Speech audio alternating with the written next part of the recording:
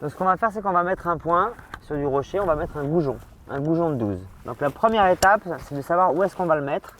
Et pour ceci, on va devoir sonder le rocher pour être sûr qu'il n'y ait pas de problématique de fragilité.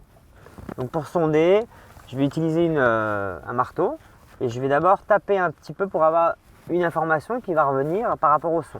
Comme ceci. Voilà. Si ça sonne plein, c'est bon. Si ça sonne creux, c'est pas bon. Voilà, là c'est creux, c'est pas bon. Là c'est plein. Voilà.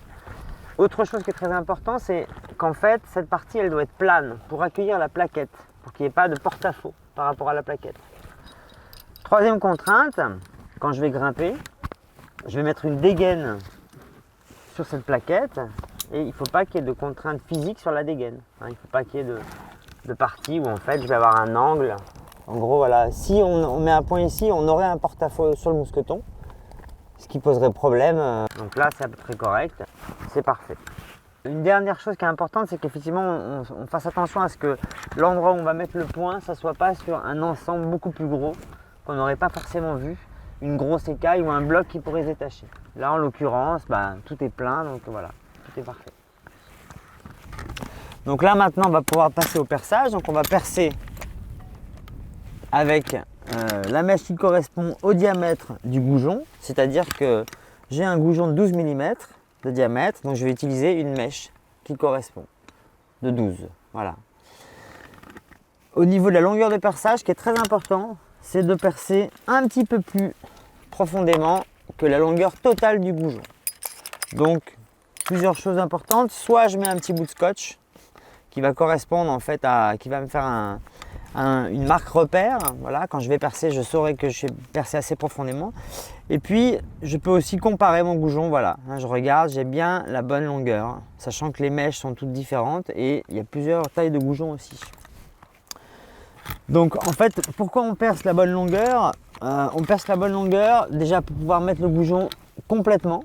Donc, c'est très important de percer suffisamment profondément pour pouvoir expanser correctement le goujon. Si je ne perce pas assez, je ne pourrai pas l'enfoncer complètement et je ne pourrai pas l'expanser complètement. Et ensuite, l'angle. Alors, l'angle de perçage, en fait, ça va être perpendiculaire aux deux plans. De manière horizontale, comme ceci, et de manière verticale.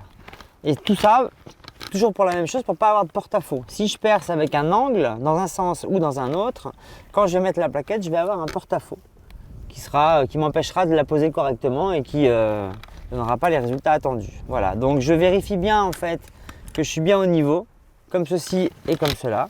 Et là, je peux commencer à percer.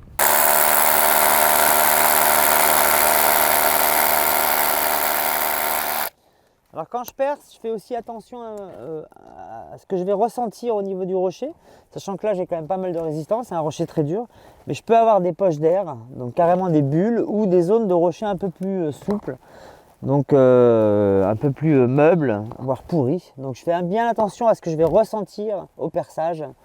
Voilà, si j'ai vraiment une grosse bulle d'air ou pas, il faudra peut-être que je change d'endroit pour mettre mon point. Je vais ouvrir un peu.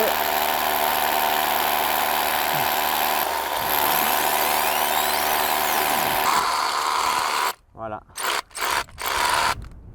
Et ensuite on va nettoyer le trou. Donc nettoyer le trou, en fait on va prendre soit à la main, comme ça, soit avec un petit tube qu'on insère dedans et on souffle.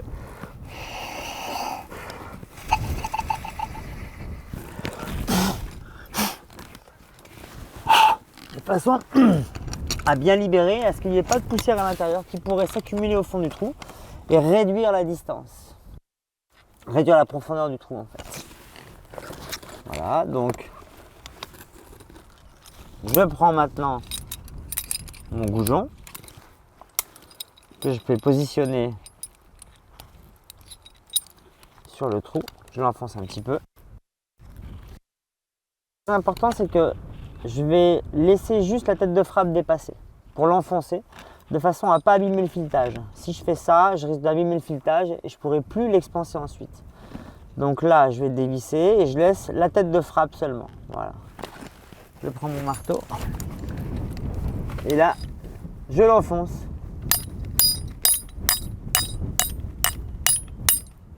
Voilà, quand j'arrive au bout, ce qui est important, c'est que je redévisse un peu de façon à vraiment gagner toute la longueur de tige, juste à la fin. Si je fais pas ça, je vais devoir le redévisser et l'enfoncer encore plus. Voilà, je le positionne de façon à ce que quand je positionne la dégaine, ça soit vraiment dans le bon sens. Donc là, il manque un petit peu d'angle, de manière verticale. Voilà, comme ça, quand je mets ma dégaine, elle est bien positionnée. Donc voilà, donc la plaquette, elle doit être positionnée comme ceci. Parce que si elle est positionnée différemment, en fait, en cas de chute, le mousqueton va sûrement l'actionner vers le bas et il y a un risque de dévissage. Voilà, donc la plaquette peut se dévisser, donc c'est très important de la mettre dans le sens du travail en fait, du mousqueton et de la plaquette. Voilà. Et ça se mousquetonne comme ça. Donc ensuite, pour expanser le point, je vais utiliser une clé qui a une taille qui est adaptée, donc j'ai pas besoin d'avoir une immense clé, hein. Ça s'expanse naturellement facilement. Avec l'œilleton, c'est plus évident. Voilà. Et là, je vais tout simplement sentir que mon point s'expanse. Alors, ce qui se passe à l'intérieur, c'est qu'il y a une petite bague qui reste en place. Et quand je vais visser le goujon, la tige, en fait, expanse la bague en ressortant légèrement. Voilà. Donc, je dois sentir une résistance qui ne doit pas être monstrueuse, mais quand même un minimum. Voilà. Et la taille de la clé est toujours adaptée au serrage d'une main. Ça ne sert à rien de serrer à deux mains. Voilà, et quand je sens une résistance évidente, c'est que mon point est expansé.